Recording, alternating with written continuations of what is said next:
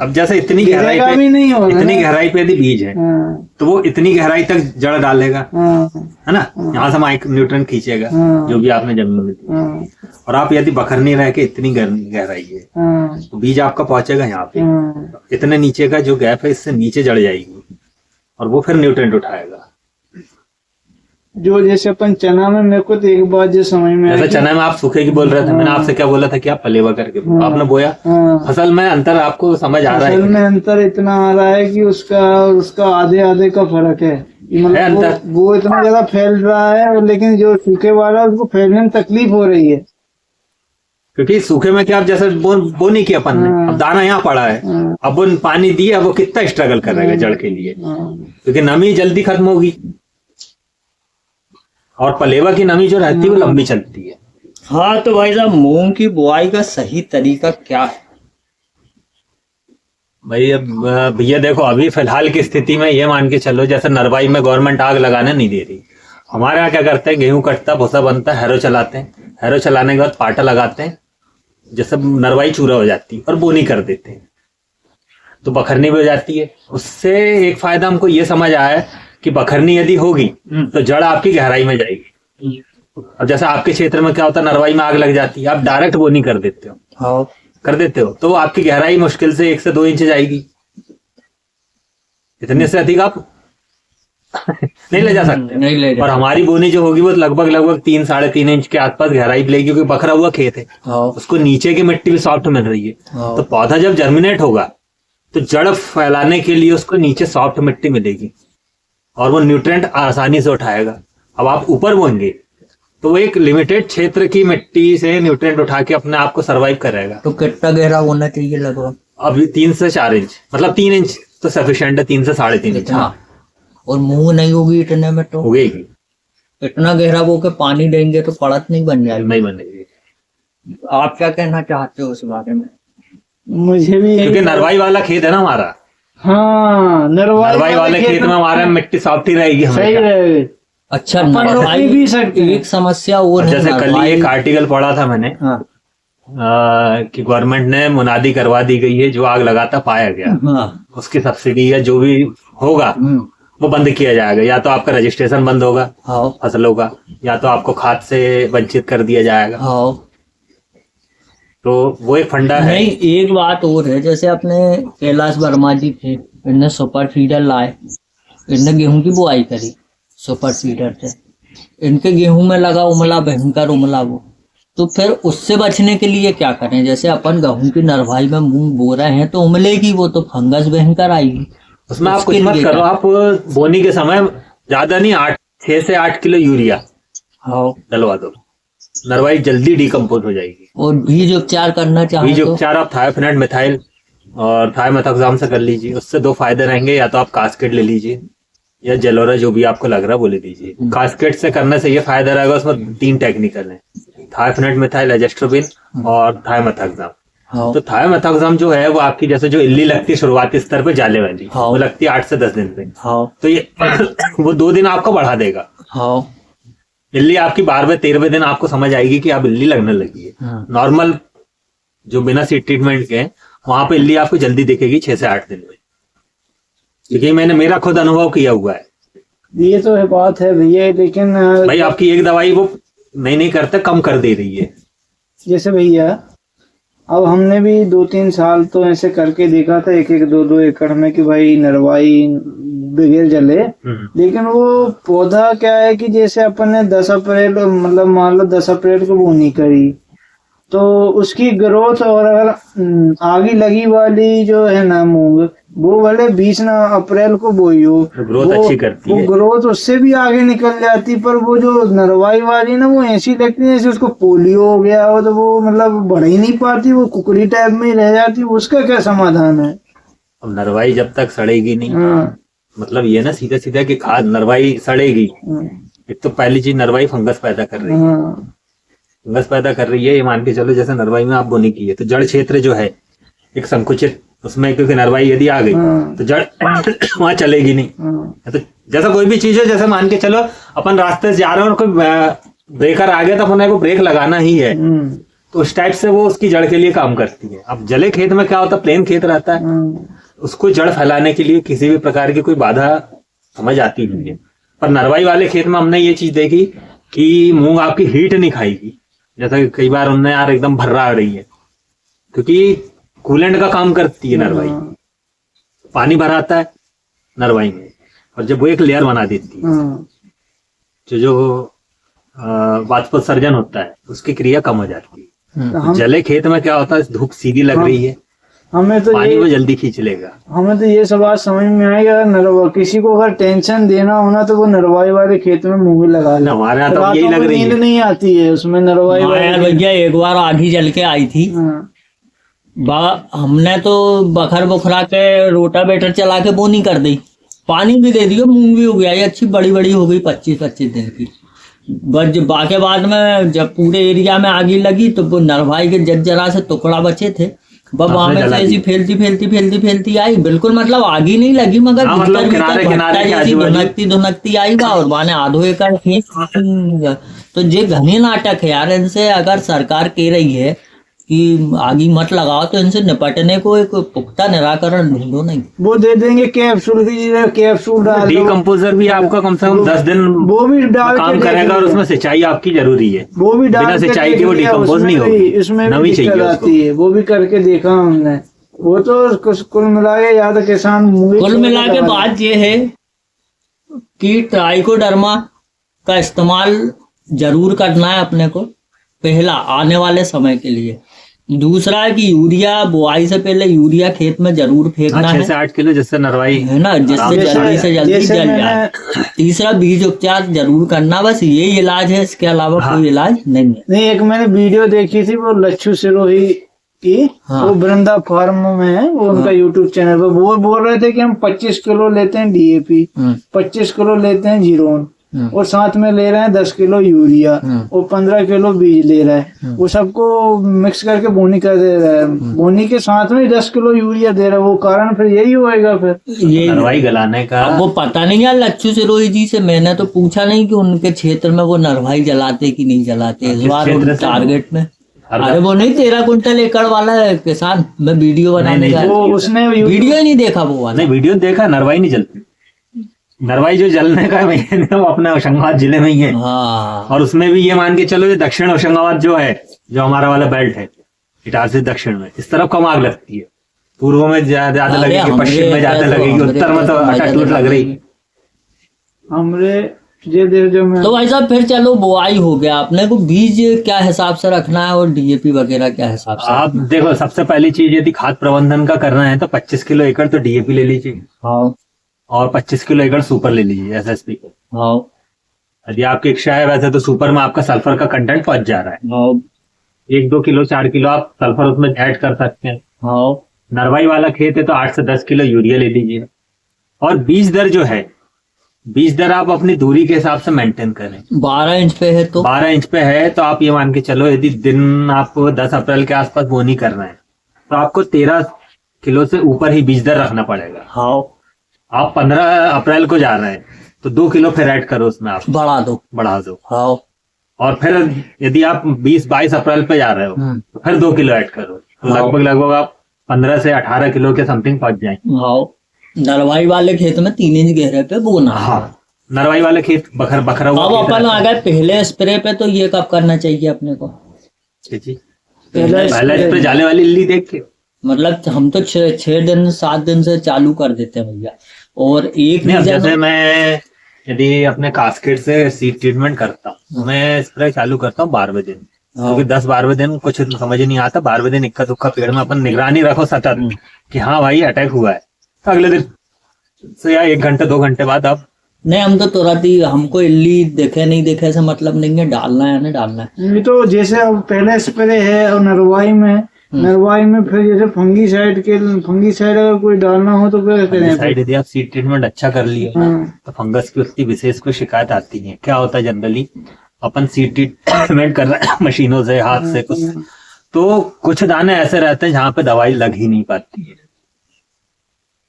यही बात है ना। अब वो क्या होता है, जमीन में आपने डाला, वहां पे फंगस आई है, जो भी कारण रहा, वो पौधे आपके सूखे, तो आपका क्या एक भ्रांति बन जाती है, अरे यार इससे भी असर नहीं आया। आप प्रॉपर यदि उसको पूरा गीला कर ले रहे हैं, या तो आप बड़े स्केल पे मत करो सीड ट्रीटमेंट, 8-8, 10-10 किलो, 20-20 किलो करो कि प्रॉपर दवाई लग जाए। और आपने 1 क्विंटल दवाई डाल दी, ऊपर से छिनक दी दवाई, और फिर मिलाने को टिके। अब जो कोने पे उतनी देर में मिलाते मिलाते वो दवाई सूख गई, तो उसको तो वो पौधा मतलब दाना उसको एब्जॉर्ब कर ही नहीं पाया ना। जब नरवाई वाली आपके हिसाब से जाले वाली इल्ली में सबसे अच्छा रिजल्ट कौन सी दवाई मैं सबसे पहले ये मैं मेरी बताऊंगा, मैं तो मैं क्लोरो डालता हूँ। क्लोरो है प्रोफेनाफास, उसके पहले साथ स्प्रे में। पहले स्प्रे में, और कोरोजन लेता हूँ 2 ml। 2 ml कैसे? 2 ml पर एकड़, अच्छा, वो 2 ml पर पंप। 25 लीटर वाला। हाँ, मतलब एकड़ का कितनी जाएगी फिर? 30 ml? एकड़ पे वो लगभग 10 से 12 ml पहुंचती। 16 मन डाली, 16 मन डाली, 16 मन दूसरे स्प्रे में लेते, मतलब फिर परफेनो और क्लोरो नहीं फिर प्रोफेनो बंद कर देते हैं, शुरू स्प्रे में कर देते हैं। हाँ, क्योंकि उससे पत्ते ज्यादा कड़क होते हैं, हाँ, ब्रांचिंग में दिक्कत शुरू होती स्प्रे में है, अपन कर देते हैं, फिर नहीं करते। फिर नहीं करते। शुरू में नहीं ये दिक्कत आएगी पत्ते कड़क होने की? फिर सेकंड स्प्रे में 16 मन लेते हैं, 100 ml, 120 ml पर एकड़, उसके साथ 4 ml क्रॉस कर देते हैं अपना कोरोजन की। मतलब ये है कि हर स्प्रे में हाँ 2, 4, 6, 8 ये रेशो चलता है। इसके साथ जैसे दूसरे स्प्रे में हम पहुंचे तो 19 ले लिए, एक हल्का पतला फंजीसाइड ले लिए हेक्साकोनाजोल टाइप का, जो 500-600 रुपए लीटर में। आपका पहला पानी मूंग पे देने का मतलब क्या है सही टाइम? आपके हम देते हैं भैया 18 से 20 दिन पे, मिट्टी के हिसाब हाँ, से। मिट्टी के हिसाब से। और फिर क्या रहता है, जैसे लंबे उसमें बोनी की है, तो वहां पे पानी में मान के चलो हमारा 5 बोर चल रहा है कंटिन्यू। ये मान के चलो यदि मई आ गई और मई में वाटर लेवल डाउन हुआ, हिचकी मारने लगा, तो वो 10 एकड़ का प्लाट कवर करने में जो 10 दिन शुरू में लग रहे थे, वो दूसरे पानी में 15 दिन भी लग सकते हैं, 18 दिन भी लग सकते हैं। तो इसलिए हम उसको वहां पे मेंटेन कर लेते हैं कि अपन 5 दिन 6 दिन पहले अर्ली चलो। फूल के प्रबंधन के लिए सबसे बढ़िया आपको क्या लगा कि यार मैंने ये चीज अपनी फसल में डाली तो फूल बहुत अच्छे आए इससे? मैंने फेंटेक प्लस का ही उपयोग किया अभी तक। उसके अलावा कोई दूसरा गोदरेज डबल डाला है। उसके गोदरेज डबल का तो मैंने आंखों देखा रिजल्ट है। हाँ। सामने भैया का खेत है, हाँ, उनके पिताजी एक्सपायर हो गए थे, हाँ, तो वो 12-13 दिन खेत आ नहीं पाए। उनकी मूंग थी फूल पे, पानी वाला पानी दिए जा रहा, हाँ, स्प्रे हुआ नहीं। उनके फूल आए, फूल इल्ली ना खा गई और झड़ गए। मतलब मुश्किल से एक पेड़ में 2 फूल 4 फूल थे। हाँ, वो मेरे पास आ बोले यार भैया ऐसी ऐसी बात है। मैंने यार ये काम करो, आप गोदरेज डबल लेके आओ, और जो कंपनी डोज है जो 100-120 ml मतलब पानी के हिसाब से देती है, 1 लीटर पानी में 1 ml, मैंने इतना ही डालो। जब वो दवाई डली और कीटनाशक में हैवी डोज करवा दिया था कि आप हैवी केमिकल डालो इसमें, क्योंकि इल्ली आपकी बड़ी हो गई। जहाँ 2 स्प्रे होना था वहां 1 स्प्रे भी नहीं हो पाया। उन्होंने किया तो ये मान के चलिए वो मूंग जो खत्म थी बखरने की स्थिति में, तो 6 क्विंटल एकड़ हुई। इतना भयंकर फूल आया। आप ये बताना चाह रहे हो कि फेंटेक प्लस और गोदरेज डबल दोनों में से फेंटेक प्लस वो गोदरेज डबल का रिजल्ट अच्छा है? हाँ, फूल पे ही काम करना आपको तो। और अगर अपने को पौधे पे भी काम करना तो आप तो फेंटेक प्लस लीजिए। और साथ में क्या लेना चाहिए? 05234 और बोरॉन। अच्छा, 1261 और 1340-13 2 आइटम है। अब मान लो अपन ने मूंग अपनी 25 दिन की है, चारा आरा मार अपन डाल दिए, सब मतलब व्यवस्थित हो गए। हाँ, मतलब अपने को अब अपन चाह रहे हैं कि मूंग में अपने कल्ले भी हो जाए और कल्ले आने की मतलब फटाव हो जाए फूल से पहले तक, तो दोनों में से क्या स्प्रे करना? 1261 डालिए, नाइट्रोजन प्लस फास्फोरस। फास्फोरस जो है वो जड़ पे भी काम करेगा, फुटाव पे भी काम करेगा। और 13-0-40 मतलब 45 में जो है 13% नाइट्रोजन है, और पोटास आ रही है। हाँ, तो पोटास का उतना अधिक महत्व नहीं है फुटाव के समय पर। हाँ, वो आप या तो फूल उतरने के बाद डाल लें। हाँ, तो कई बार क्या रहा था, कलगे बड़े हो जाएंगे, जैसे कुछ दबे हैं छोटे हैं, तो वो एक सी हाइट प्रॉपर ले ले। 13-40-13 मतलब फूल आने के बाद में जब पोसियां दिखने लगे हल्की हल्की सी, तो अपने को 13-40-13 हाँ डालना चाहिए। हेलो, जैसे गर्मी रहती है मूंग के टाइम हाँ, वो तो टेम्परेचर तेज होता है। जैसे 05234 अपन डालते हैं, बोरोन डालते आप हैं, ये लोग गर्म रहती हैं तो इनकी डोज गर्म नहीं कैसे? रहती है। आप डोजिंग जो है आधा किलो एकड़ 5234 लीजिए, 100 से 120 ग्राम लीजिए बोरॉन, और कोशिश करिए कि दवाई अपन या तो शाम को डाले। वैसे जनरली शाम को ही डालते हैं, पर कई लोग क्या करते हैं सुबह 8 बजे से डालना चालू करते हैं। अब 8 बजे आप दवाई आना मतलब डालना शुरू किए, तैयारी कर रहे हैं, पाइप फैला रहे हैं, पंप पानी भर रहे हैं, दवाई घोल रहे हैं, तो आपके लगभग 8:30 पौने 9 बज जाते हैं। 9 बजे आप टेम्परेचर खुद देखना 36 के आसपास टच हो जाता है। अब दवाई आप 5 एकड़ में डाल रहे हो तो आपको 12 तो वहीं बच जाते हैं।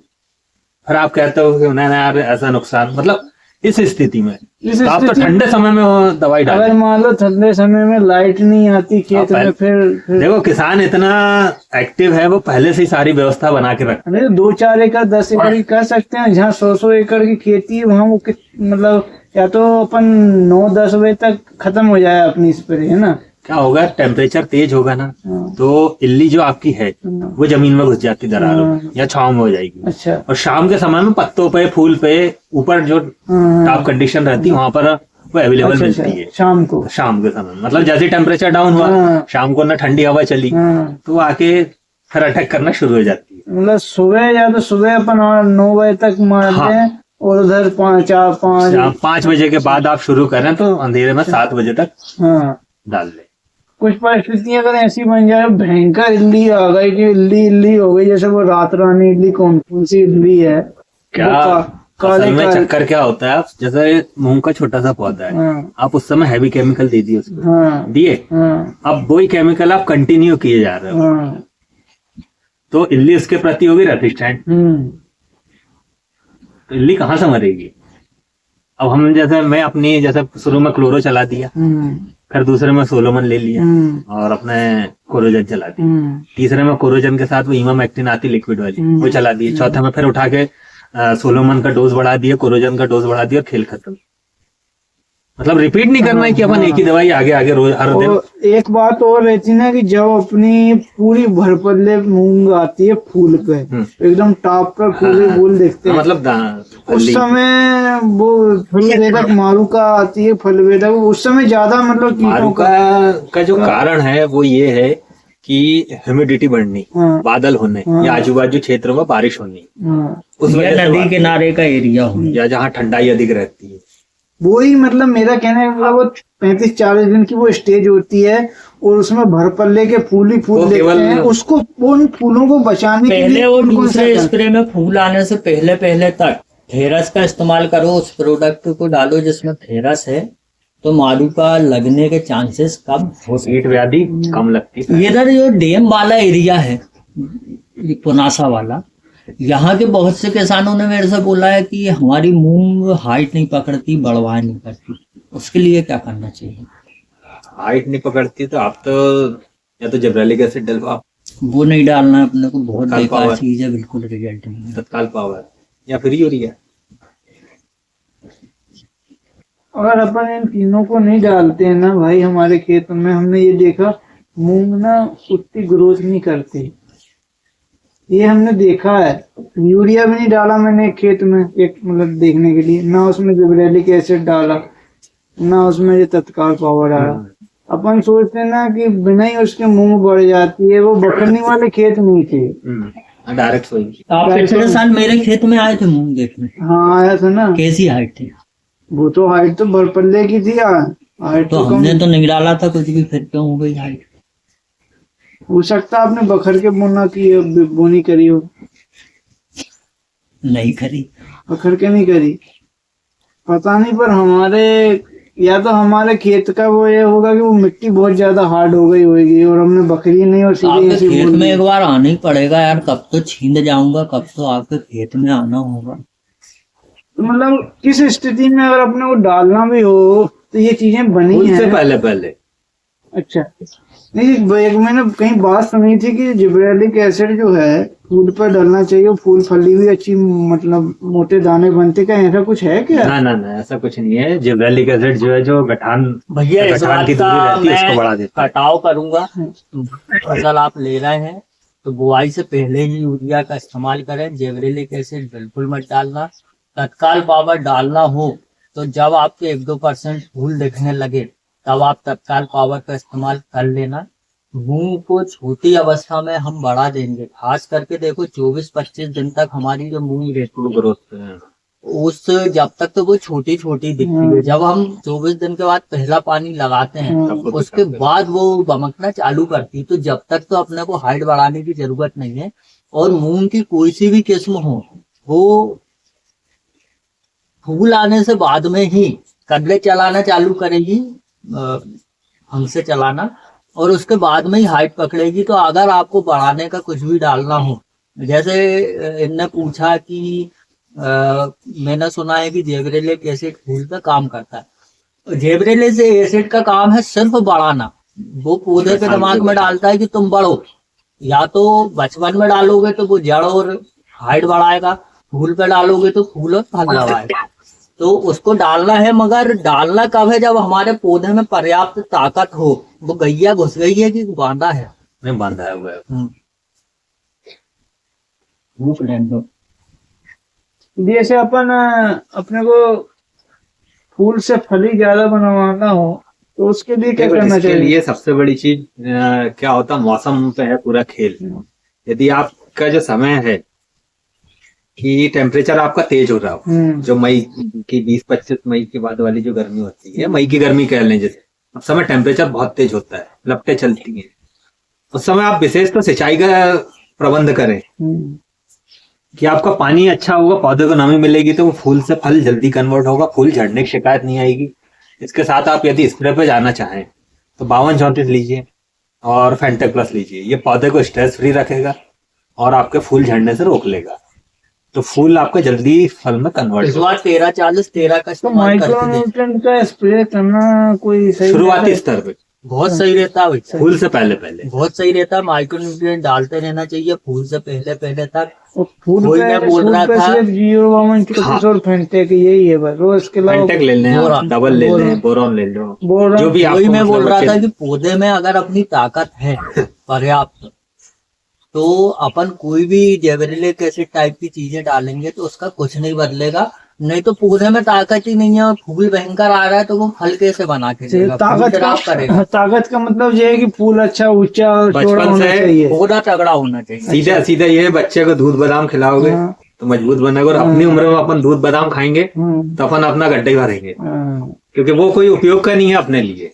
और बच्चा शुरुआती स्तर पे मजबूत होगा। अच्छा, एक बात और भैया सुनिए कि जैसे अपन जितनी जल्दी फसल बोते हैं, क्या उस जल्दी फसल बोने से भी पैदावार का कोई फर्क है? सही समय, जल्दी का मतलब ये नहीं बहुत ही जल्दी बोली, सही समय ऐसा जैसे मैं आपको बोला टेम्परेचर का खेल। यदि आप मान के चलो मई में आपके बादल हो गए, बारिश हो गई तो मारूका जाएगी, है ना। टेम्परेचर तेज हो गया तो आपके फूल झड़ जाएंगे। कोई जरूरी तो है नहीं कि आप 5 एकड़ में 2 दिन में ही पानी कर ले जाओगे। पानी का प्रबंध भी आपका ऐसा होना चाहिए कि आप जैसा फूल दिखने शुरू हो तो पानी चालू कर दो, तो 2-4-8 दिन में आपको फूल ही फूल दिखने लग जाएंगे। फिर वो फूल बचाने के लिए आपको जल्दी पानी पलटाना है। अच्छा, और एक और कह रहा था, जैसे चने के लिए मैं एक बात पूछना चाह रहा था। जैसे अब आपने चना 29 की 25 नवंबर को बोना है, तो ये अगर आप 10 दिन पहले बो देते तो क्या इससे भी आपके पैदावार पे कोई फायदा मिलता है? आराम से। तो क्या होगा, जो बाद वाले फूल आ रहे हैं, जो अभी मतलब कली धुन रहे हैं और अब टेम्परेचर तेज होने लगा, तो आखिरी की जो 4-4 या 2-2 4-4 जो घेटियां हैं, वो धूप तेज होगी तो वो फूल फल में कन्वर्ट नहीं हो पाएगा। या नीचे वाली घेटी मान के चलिए अपने 2 दाने की है, तो ऊपर वाली घेटी 1 ही दाने की बनेगी, नहीं भी बने दाने नहीं बढ़ाए। तो ये भी टेम्परेचर पे मतलब कुल मिला के अगर अपन 20 तारीख तक बोने तो बेहतर है। 20 नवंबर तक। पर आप तो 20 नवंबर के पहले आप बोनी कर दो। वैसे 10 नवंबर, 15 नवंबर, अक्टूबर, जो भी आपको खेत खाली होने का समय मिलता है। अब जैसा आप देखेंगे कि डूब क्षेत्र में जो चना बोआता है, वहां पे मिट्टी उतनी शानदार नहीं रहती, पर वो फुटाव अच्छा करता है, पौधे में दाना भरने की शिकायत आती है। आप जैसे लेट बोनी करेंगे चाहे गेहूं की, मान के चलिए आपकी पहले वो एक वैरायटी आती थी शायद दिसंबर जनवरी में बोने के लिए, GW की 173, उसकी एवरेज 15 कुंटल एकड़ थी, क्योंकि आप लेट बोनी कर रहे हो। लेट बोनी करेंगे तो आप हीट टॉलरेंस वैरायटी आपको चाहिए जो गर्मी सहन कर सके और दाने को पकाव की स्थिति पे ले जा सके। इसलिए समय का, टाइमिंग का खेल सबसे बड़ा है, चाहे कोई भी फसल हो आपकी।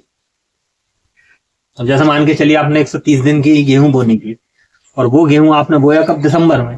तो आप दिसंबर से काउंट करेंगे तो आपके 100 दिन वो अप्रैल के पहले हफ्ते के आसपास आएंगे। तो अप्रैल में आप भी जानते हैं अपने यहाँ टेम्परेचर कितना तेज हो जाता है, लपटें चालू हो जाती है।